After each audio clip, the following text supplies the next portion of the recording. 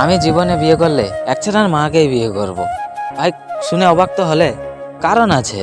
একছেনার মাকে বিয়ে হওয়ার প্রচুর ফায়দা, বিশ্বাস করে প্রচুর ফায়দা। তোমাদেরকে বুঝিয়ে বলছি। সাপোজ তুমি প্রেম করে একটা বিয়ে হবে, তো প্রেম করলে তোমার প্রেমিকার বয়স হয়নি, পরিবার মানবে না, কেস কাচারি এই সব প্রবলেমের জন্য তুমি নিয়ে পালিয়ে গিয়েও বিভিন্নভাবে খরচা, ঠিক আছে। তারপরেও তোমার প্রেমিকা তোমার হবে কিনা তার কোনো ঠিক নেই। তারপরও সাপোজ ধরো তুমি দেখাশোনা করে বিয়ে করবে।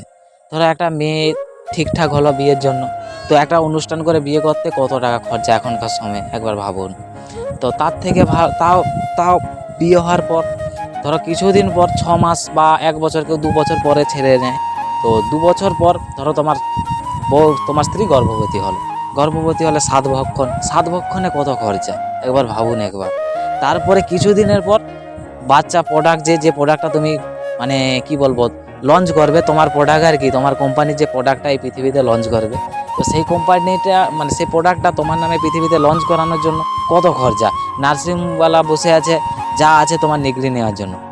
তো তারপরেও বিভিন্ন রকম খরচা, বাচ্চা যতক্ষণ না বড় হয় তা বিভিন্ন রকম বাচ্চা যতক্ষণ না বড় হয় তোমার কাছ থেকে 5 টাকা মাগতে পারে, ততক্ষণ তোমার খরচা চলতে থাকবে।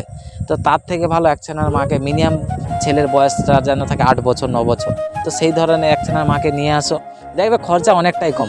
কিছু বছর পর ছেলে বড় হয়ে যাবে, বাবা বেটা একসাথে খরচা খাটতে যেতে পারবো।